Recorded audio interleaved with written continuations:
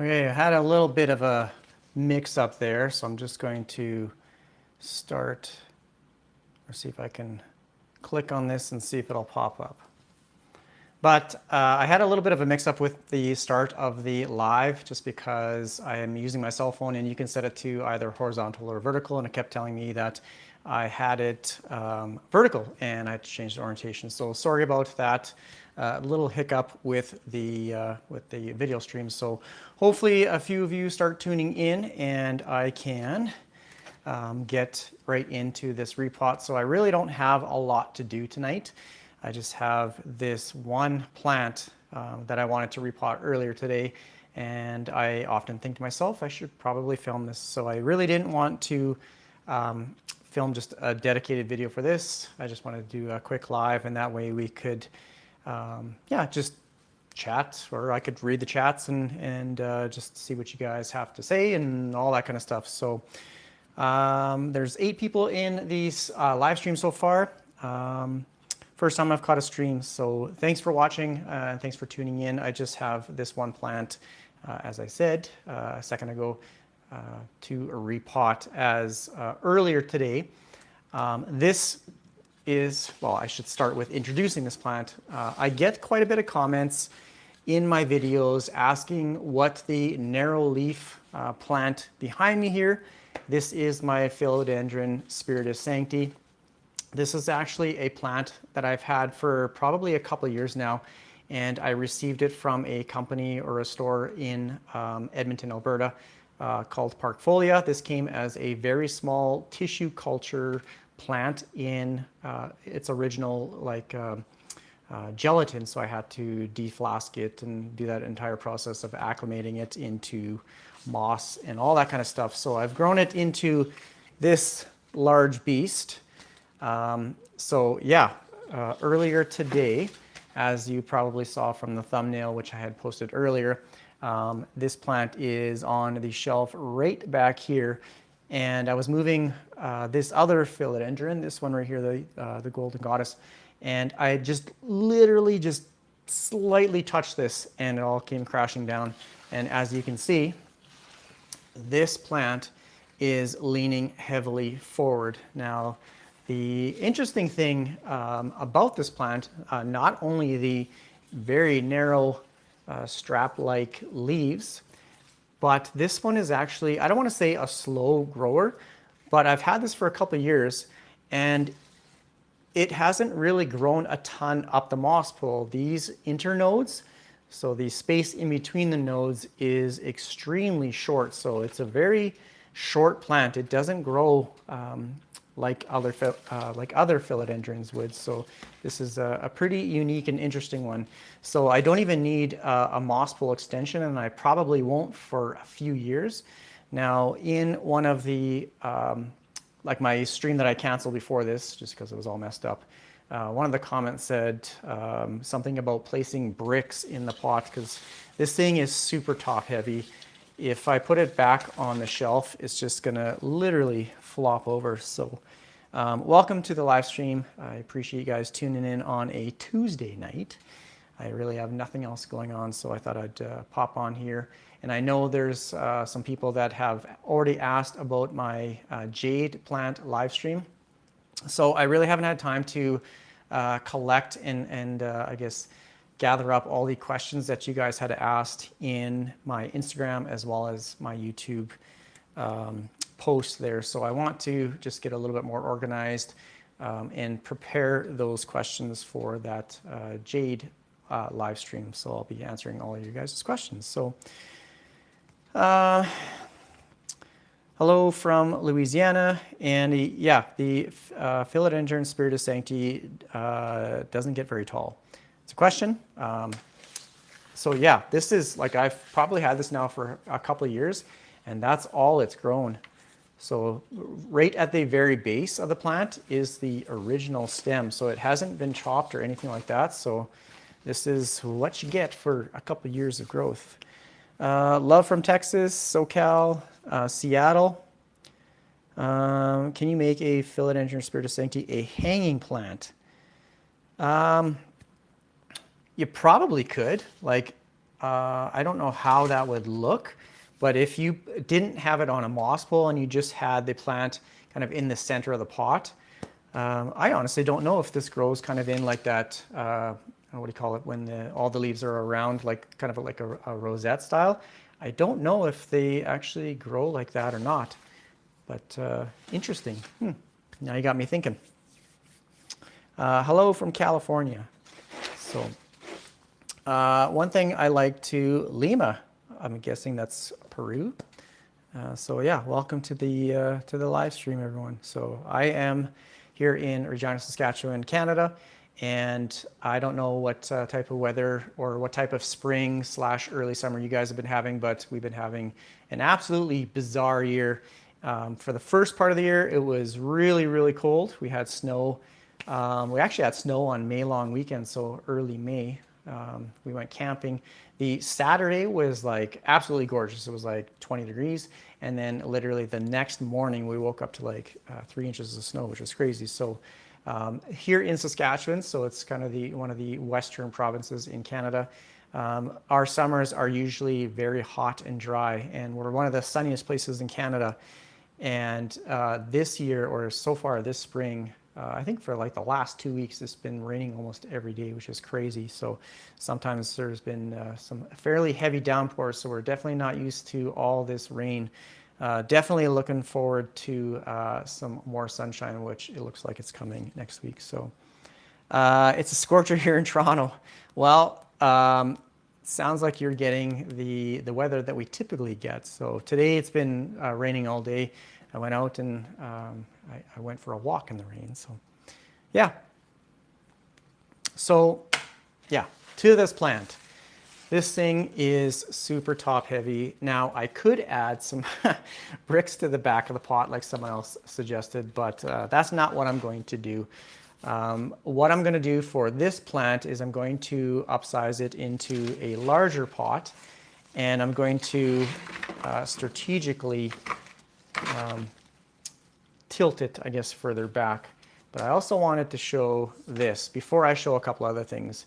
I went through a bunch of stuff in my collection here today because it's just getting absolute bombarded with thrips. So it kind of goes in cycles, and my IKEA cabinet with all my anthurium just, I went camping for a couple days, I came back, and it's just covered in thrips. So unfortunately, my alocasia are taking a pretty big hit to that, to thrips as well. So that's what they look like. That's the damage. Not good. A little frustrating. Our winter is not winter. I wish we didn't have winter. You know, maybe somewhere around like 5 degrees Celsius as like the coldest it gets would be absolutely perfect. Have you used any solid water soluble fertilizers that can use for semi-hydro? What I use for fertilizer in my semi-hydro is, what's the brand now? It's Super Thrive, the Foliage Pro. Now I can't find it in any like plant shops here in Canada, but I do buy it off Amazon, and yeah, it's a great fertilizer. It's a liquid fertilizer that I dilute for my like my large water-grown monstera, as well as these regular house plants. I just mix it up in a container of water. So hopefully that's what you mean. Interesting. But botanical garden near me hangs the Philodendron Spiritus Sancti and a pole in the air. It's huge. Interesting. I would love to see that. It's too bad you guys couldn't post like any pictures in the live, because that's the kind of stuff I'd love to see. I've never seen a hanging Spiritus Sancti, but I guess that kind of makes sense, and I think it would look absolutely gorgeous just with all those large leaves just hanging. So interesting. Okay, so one thing that you may or may not know is that I have a 3D printer, and I've been trying to come up with some different solutions for moss poles and planks. Now for moss poles, more specifically the DIY ones where people make like round moss poles with like the chicken wire and that sort of thing. You can place like a long plant support stake just for extra stability and support, but I've tried that with these. It really hasn't worked in these smaller pots. So I don't know if you need like a larger moss bowl and a larger pot for that to work, but I really haven't had any success with those. So I came up with a couple options. Colocasia, I don't have any. I did have some in the past, and I guess my conditions aren't the greatest because I'm pretty sure, like I don't know too much about those ones, but I'm fairly certain those need like full sun, like as much sun as you can get. Correct me if I'm wrong, but they do need a lot of sun, and it's actually quite surprising because their leaves are like really, really thin. So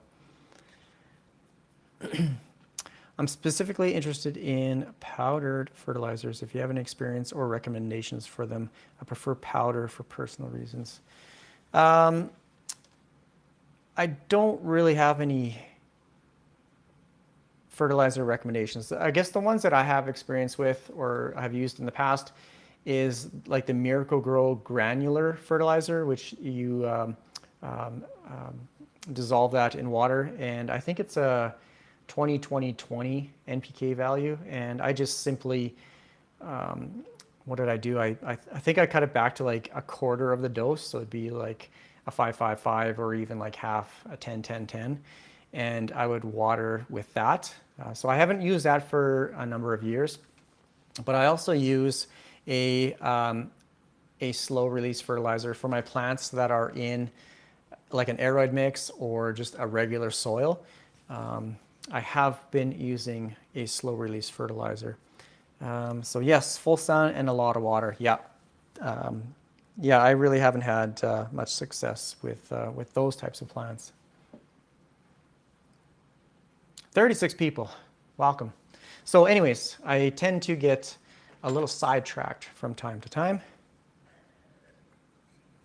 So my solution with the 3D printer was to make a moss pole support. So, whoops, dripping water here. So I made this kind of like a modular base plate. Now it does have an open area for roots to grow in, plus it has a drain hole on the bottom so that if any water drips through the moss bowl, it just drains out the bottom. I did create a little half moon shaped cavity so no water gets trapped underneath the base plate, and the idea is you just slide in the moss pole until it reaches the bottom. This obviously rests on the bottom of the pot, and then when you add soil on top of it, it puts weight down on this so that the moss pole doesn't lean either forward or backwards. So this is my little invention, and I have just a bunch of air holes and stuff for drainage. So I do have two sizes. This one is for this pot, which is an 84 millimeter base, and I do have a smaller one for smaller pots. Give bro a thumbs up. Appreciate it. Thanks for the support. You guys tune in and watch my videos and all that kind of stuff. And this weekend I have, what's my video on? I made a couple in the last few days. So this weekend is on my wood planks and how I kind of messed up with one of my larger ones. So yeah, it'll be when is it? On Sunday. I'll have it Sunday morning at 8 a.m. That video will be live. So yeah, this is my invention for the moss pole. Now I do grow a lot of plants on planks as well. And so I did make one that accommodates a wood plank. Plank goes in here. This one is like one of the first versions. I have a couple others that have a little bit of a larger base plate where the plant or the soil rests on top. So this is one. I don't have like the support in it, but I just wanted to show a couple different varieties of plants. This is, which one is this? This is just an epipremnum, just the regular green version. But as you can see, without my support, the little plank here is quite wobbly. But the thing I love about growing plants on planks is, I don't know if you can see it or if I can get it in close enough, but all of those chunky, it's too dark. All of these aerial roots that latch onto the wood, that's probably the coolest thing about growing plants on planks is how they attach to the wood or whatever surface that you're growing them on. So do you guys have any plants on planks or moss poles? What's your preference? Leave it all in the comments in the live chat here, and let me know what your preferred method is. I know some people that grow or that use moss poles, they absolutely hate planks for obviously different reasons. There's no one way or one best way of growing a plant vertically. Everyone has their own method, whether you use these plastic kind of like pre-made or whatever moss poles. Some people make the DIY ones. So let me know what you guys use or what's your preference, and if you guys have any tips or tricks for everyone else to read here as well. Now, I'm going to show two examples of, this is another epiprenum where I have one of the little base plates. Look how straight that is. This thing is pristine, and look at that. The wiggle test, wobble test, nothing. It ain't going anywhere. Let's see if I can get this one in a little closer. So yeah, this thing is solid. So I'm happy with my little invention so far. Now the problem with this one, which I'll show here in a minute, is the roots. I cannot get my little base plate onto or in the root system. Now I'll show my wood plank one. Hopefully my pot doesn't fall off. And this one should be, I have all this like tape on it. Just going to take the tape off here. I just wanted this plant to stay or have the aerial roots cinched right up against the wood so that it grows onto the wood. But here's one with my little plank base plate, and yeah, so far it's doing good. This is just another epiprenum. This is the elbow. I use wood dowels on small plants and 2x4s for the bigger ones. I want to get them into moss poles, but seeing them.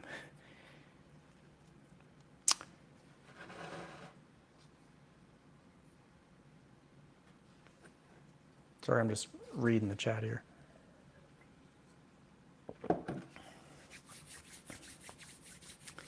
Moss poles, yeah. Well, I don't think you should be, I think that says, I want to get into, it's my little chat thing here is blocked by a little heart icon, but it says, I want to get into moss poles, but they seem intimidating. Not really, they just require slightly different care. Now in my video this weekend, I say for my like wood planks, it's such an easy method. The only time I ever water or like put water on the wood plank is when I actually water the plant, so I'll just kind of spray it all down. Now with moss poles, it's kind of mentioned that you're supposed to keep it moist or damp at all times, but honestly I don't. Like I just have a lot of houseplants. Sometimes I don't get to them all right away, so a lot of my moss poles, I'll be the first to admit, they get pretty dry on occasion. And yeah, I guess the benefit to that is once they dry out, or if I let them dry out, it kind of reduces my fungus gnat problem, which honestly, I don't have fungus gnats, but if you have moist moss all the time, you run the risk of having some pretty nasty fungus gnats. I like planks, and I'm very interested in having somebody print a pattern. Do you ever make a version for a smaller plank? The only ones that I use And honestly, they are all just repurposed material. So these ones, I think this is pine. It's like the cheapest wood you can buy. It's probably the worst for wood planks, just because it's a soft wood and they rot quite easy.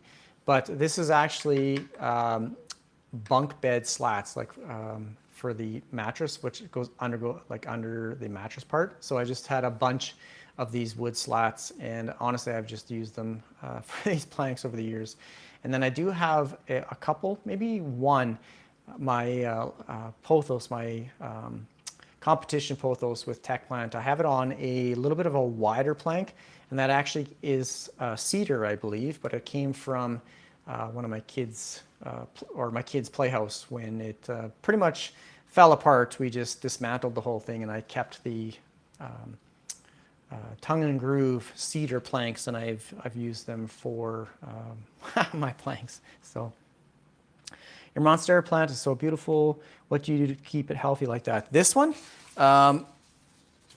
is probably like my roughest looking one, but it's in soil. I do have another water-grown Monstera, just like a regular green one. I don't know if you've ever seen that. And then I do have a Thai constellation that's growing in water. So I know I have to make another Monstera specific video, but this one back here, it's honestly like I just neglect it all the time. And it's in a larger pot, but all I do is give it light from these grow lights, so it gets consistent light, it gets consistent conditions, and I just water when it's dry. I use these little wood sticks. I put it down into the pot. If there's any soil or moisture in the soil, it'll show up on the wood, and then I can gauge like how much of the soil is saturated, I guess. And I let it get about 90% dry to almost 100% dry before I give it some water, and then I just absolutely soak it. This one's too large. I can't really move it. And my water-grown Monstera one, like, it's in a massive tub. There's no way I can move it. So that one I just top up as the water level drops. I just get my garden hose and I fill up the, the big tub. So yeah, this is my invention for the wood planks and that sort of thing. If there's anything else you guys want to see as the chat continues, then just let me know. Okay, now for pot size, I'm going to go one pot size larger. Hopefully, I'm not missing any of the of your guys' chats here. So, okay, I'm going to take this out of the pot and show you guys the roots here first. I did take this out, well, I didn't take it out. It literally fell out of the pot. Now it's all tangled up in this. So it is pretty root bound. Well, I shouldn't say root bound, but the pot is quite full of roots. And I did water this today, so I gave the moss pole some water, and then I let that drip down. So the root system looks really healthy. Now, I'm going to see if I can, where is it? Where is that moss pole? So the base of the moss pole is right there, so there's really no way that I can get this little piece into the moss pole, but maybe I should try. See what I can do here. So I'm going to use my little pencil. I'm just going to pick away at the soil and knock some of that off. And let's see if I can actually get this in. Might have to do a little root pruning. So I got my scissors here. I just have to find the base. Okay, that's interesting. This is like just literally peeling away. I'm going to do a little bit of a root prune. See if I can get, I'm going to see if I can get that little base plate in here. Oh no, I just ripped off a whole bunch of roots. Has anyone ever noticed when you break a leaf off, or if you like take apart any roots, that philodendrons, they have a certain smell? Almost, I don't want to say like a fruity smell, but it's definitely distinct. Has anyone ever noticed that before? Hi, Jeff. Good to see you live. Thanks for joining the live. How many people we got? 41 people on a Tuesday night watching me, watching me unravel one plant. So I actually got the back part. Oh, I got soil, got little leck balls dropping everywhere. Now I'm gonna see if I can just cut away at some of these roots. I probably should have taken a poll. Do you guys want to see if I can actually get this into... Oh, I don't know if I can. Yes, very pungent. It's definitely distinct. So, okay, I don't think I can get this all the way in because the little boot will have to sit upwards of here. But all the roots are growing out the front of the pole here as well. So I don't think I can actually get this all the way down unless I cut this entire root ball off, which I really don't want to do. It's one solid root ball at the front. Yeah, I don't know if I can get that. Maybe a little bit, but... Okay.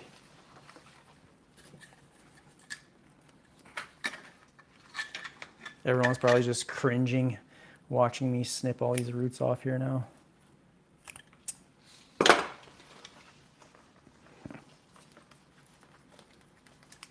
Okay.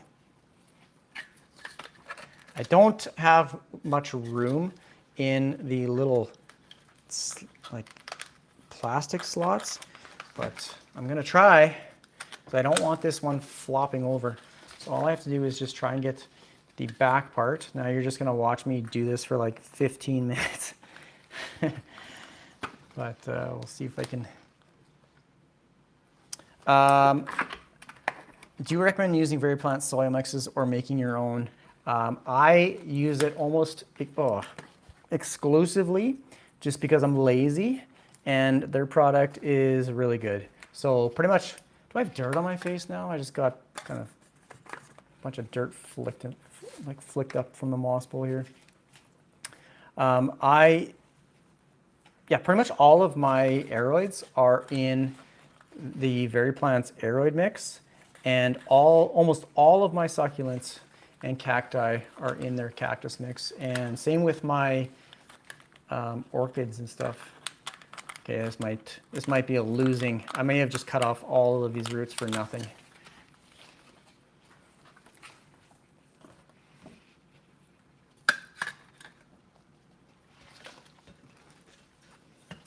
Maybe I'll tip it upside down so I can see it a little bit better. Okay, that's...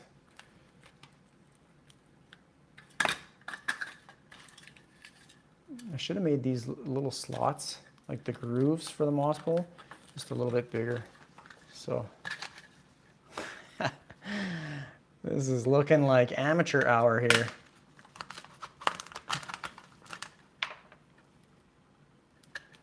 I've never done this like with a plant that is already really established. And just before the live stream, I was looking up what the Philodendron Spiritus Sancti costs. And it's saying that, I feel like I got a piece of dirt on my face. It's saying that like the tissue culture plants, like smaller ones, are still about 45 to 100. And yes, got it. And some of the larger ones, like this one, can run upwards of like 150 to 350 bucks. So I don't know how like deep I'm gonna get this in, because all of these roots are bunching up. I do have my very large water-grown monstera, which I can show here in a second. I'm just gonna maybe chop some of these roots away. But yes, I do have some houseplants in hydroponics, just in straight water. Like I have a massive monstera in water. Okay, I think that's as deep as I'm gonna get it. That is Sweet. Okay, it actually worked. I didn't get it down as far as I wanted, but it's definitely going to be stable. So it's still leaning a little bit forward, but what I'm going to do is I'm going to put some soil at the just at the very front here first. Have you ever seen my large water-grown monstera? Like, this thing's a beast. Each leaf is over 3 feet in length now. Have you ever seen that one? And it currently has thrips as well. So I have a bunch of just random soil, and then I do have my large bag of the VeryPlants aeroid mix. Let me know if you've seen my large monstera that I'm currently growing in water. And if you haven't, then I will happily show it. Okay, I'm just going to put a little bit just at the front here, something like that. So I can angle it. If you don't have one of these like custom 3D printed things, then the solution is just like angle the plant or the plank backwards, I guess, and then just add soil in.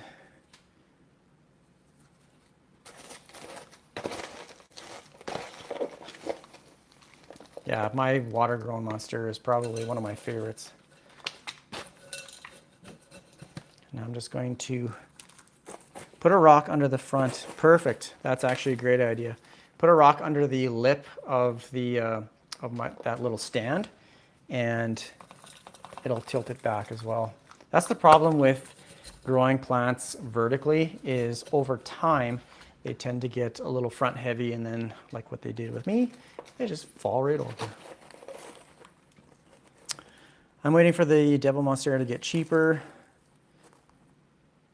Yeah, there's many varieties now, and my Monstera, I got a tissue culture Monstera Bulbasaur. I think that's how you say it. And it's currently acclimating in moss. That one was a tissue culture one as well. Actually, I'll go get it. It's one of my favorites, and I can't wait till I get a large specimen, but this one has a long way to go. So right now it's in just sphagnum moss. It's got some nice roots on the sides. Haven't seen your water monstera. Okay, I will take my camera over here in a moment and I'll show you. And I'll actually grab my Thai constellation, which I have in water as well. It might be a little tricky to get. That thing is getting big. And I looked at it today and it looked like it was getting a new leaf, which is great. That's the thing about growing plants in water or hydroponics, is I find the growth rate is much quicker than if it is just in straight soil. So this is not going to be a very long live stream tonight. How long have I been going so far already? Doesn't even say. So yeah, that is much more stable. Just gonna use my pencil to poke down all the soil in the front and on the sides. So that's kind of a nice slight angle. It's nothing that looks too crazy. I'm not gonna water it right now, because I just gave it some water earlier, so I'll place it back up on the shelf here in a moment. 33 minutes. Thanks, appreciate it. I'm gonna try and keep this one under an hour tonight because I don't have a ton of plants. So if there's plants that you guys wanna see, I can take my phone off of the stand here and I can show you around a little bit if you guys want, if there's any plants that you guys want to see. So I will show my water monstera here in a minute. But look at that. Freaking stable. And where's my saucer? I don't have a saucer, but now I can place this one right back here, right back where it's supposed to go. And that's how I have it. What do you think?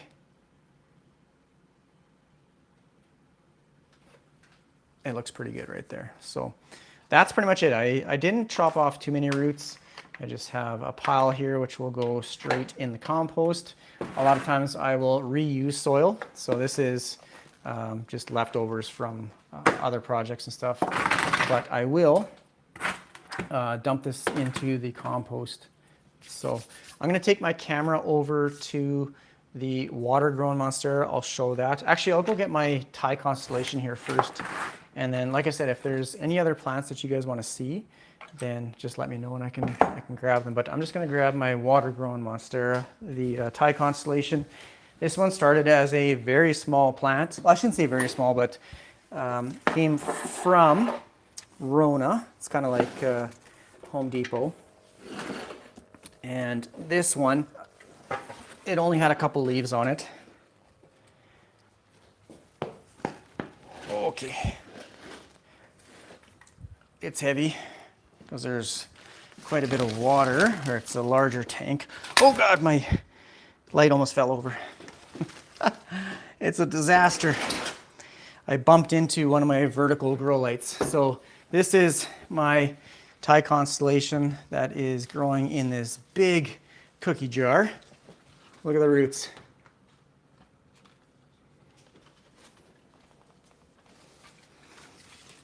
But look at this latest leaf. A little bit of thrip damage here at the top.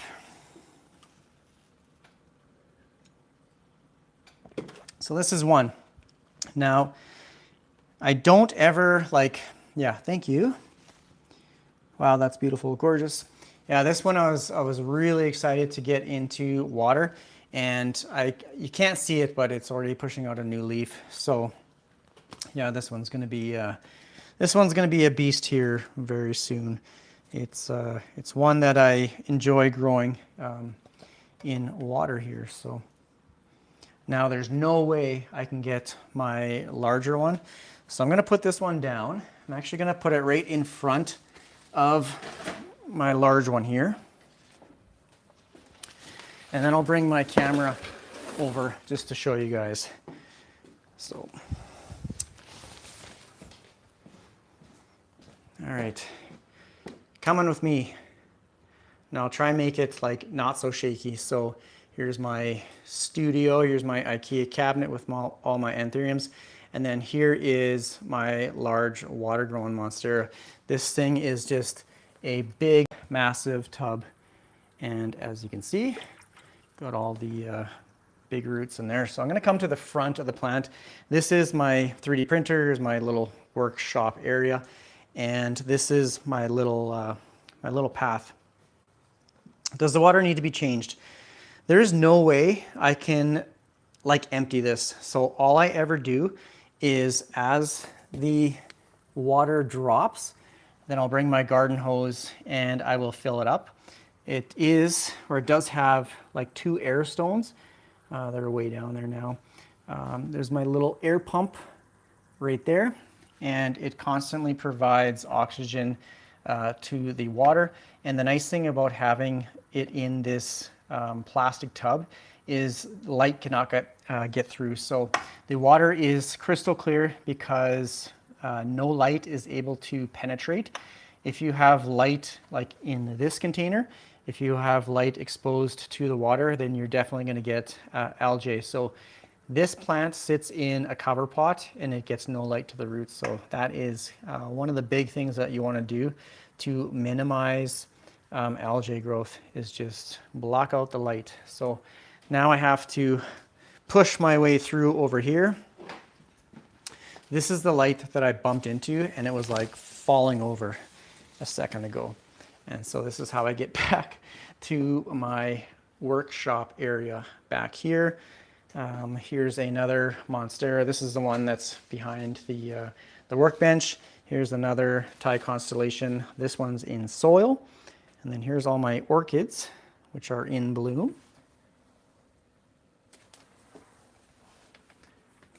Couple of those.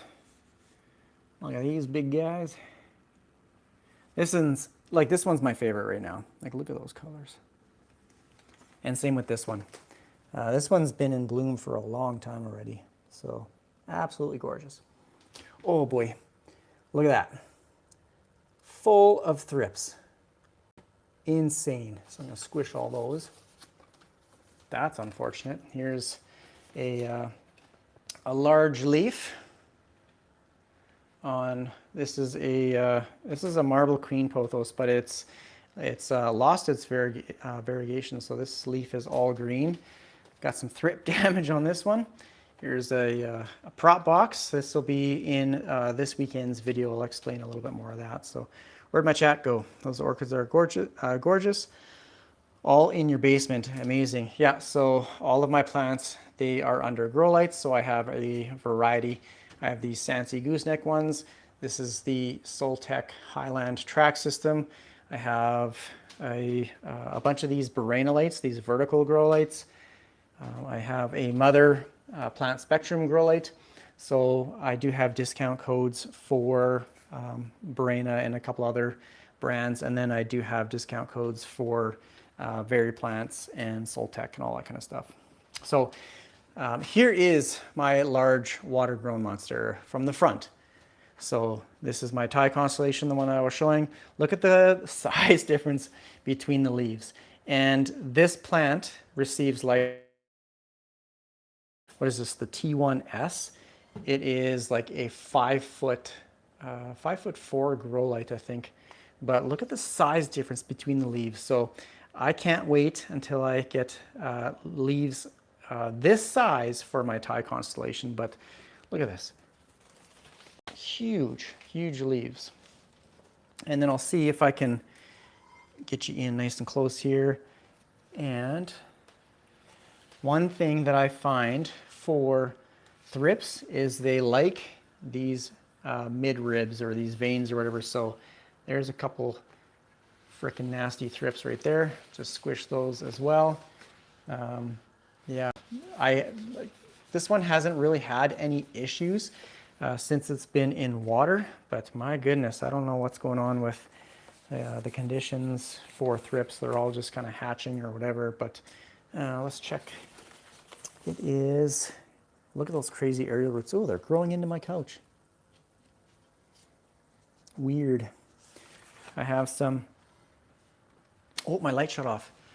Must mean it's getting late. That's, oh, I guess I should keep an eye on the time because I do have all of my lights on timers and eventually they'll all just shut off and I'll be in the dark. Might as well give a little bit of a plant tour. Here's a Manjula pothos right back here. Here's the Manjula olivia. These ones are on moss poles. Have a couple other plants on planks. I have a global green pothos as well as the lemon meringue. I have a couple other plants. Here's a Monstera aurea. Yeah, that's pretty much it. Here's my workshop studio area in my basement. But yeah, do you guys have any questions or do you guys want to see anything? There's another philodendron down here. Some alocasia. Will algae cause damage to the roots? I don't think so. Like I don't think it really hinders the growth or anything like that, but it just doesn't look good. Now, honestly, I don't know. I'm just literally spitballing. I don't know if it does any damage or not. I don't think it does. It just looks really gross and grimy. So you probably have to switch out water quite frequently just so you don't get that gross buildup. But honestly, I don't know like what the overall effect is to the roots. But if there's anyone else, please leave it down in the comments or the live feed and correct me if I'm wrong. All right, got my slippers on. I don't really have anything else. Like I said, I just wanted to quickly show my repot for the philodendron that is now back up on the shelf. I'm gonna put me back on my tripod. So yeah, here's my alocasias. They're all taking a pretty brutal beating here, especially these guys. Unreal. How do I deal with thrips on my Monstera? So normally, like when they're in soil, you can get a product called Bonide Systemic. It's systemic granules. Unfortunately, we can't get that here in Canada. The concept is you put it in the soil, and every time you water, the roots will take up the insecticide, I guess, and it will bring it up to the leaf tissue. And anytime a thrip like eats the leaf tissue, it does have that insecticide in it, and they'll ingest it and basically die. So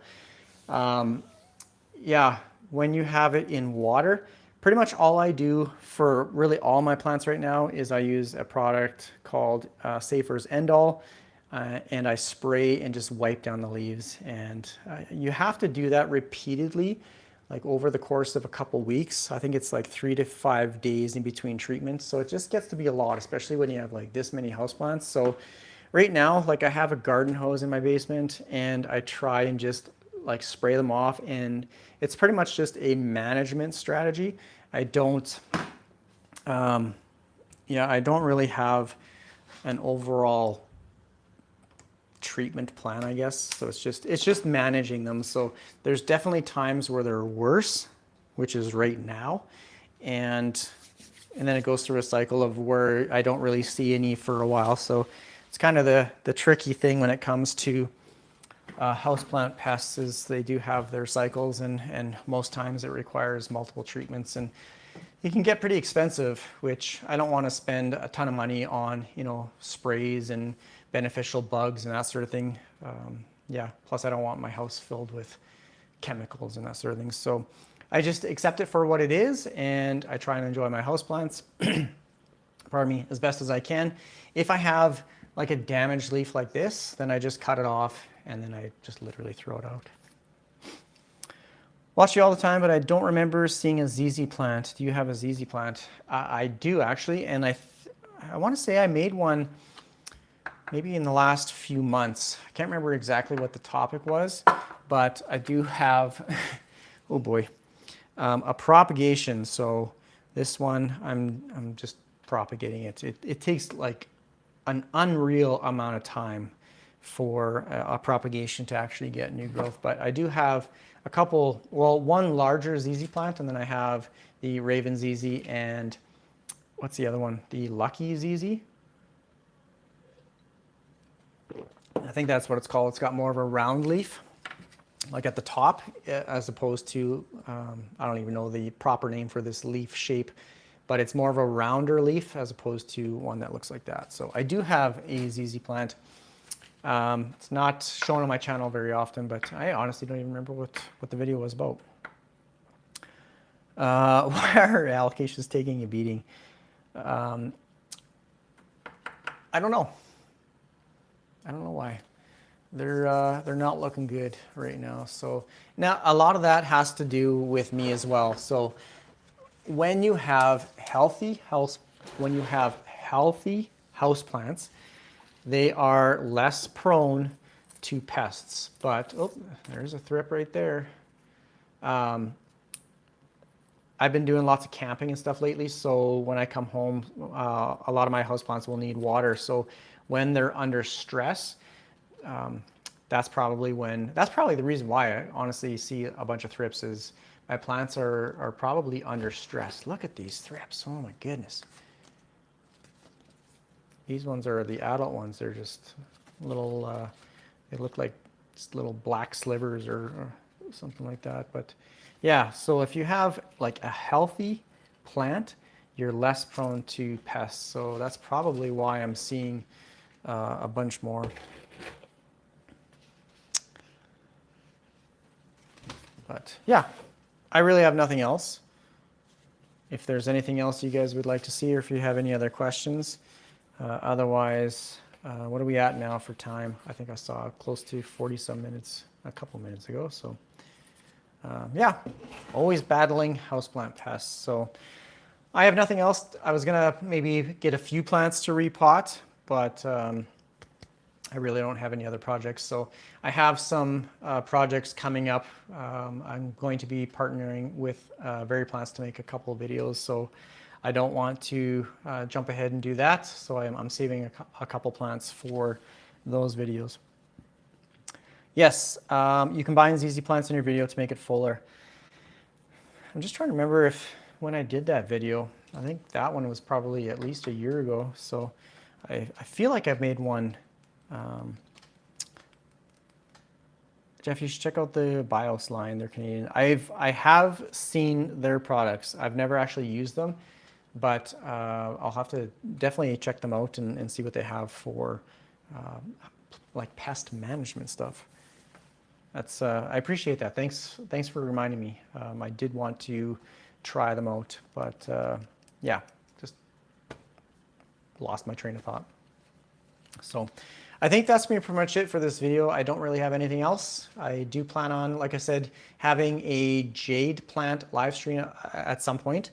So yeah, I just want to organize those questions a little bit more, and then I can kind of run through a list of the questions that you guys have for jade plants. But don't forget to watch my video this Sunday on plants on planks and yeah, all that kind of stuff. So I think I'm going to call it a night before I get shut out in the dark here and all my grow lights turn off. So I appreciate all the support. Thanks for watching my videos. Take care, everyone. Bye. Have a good night.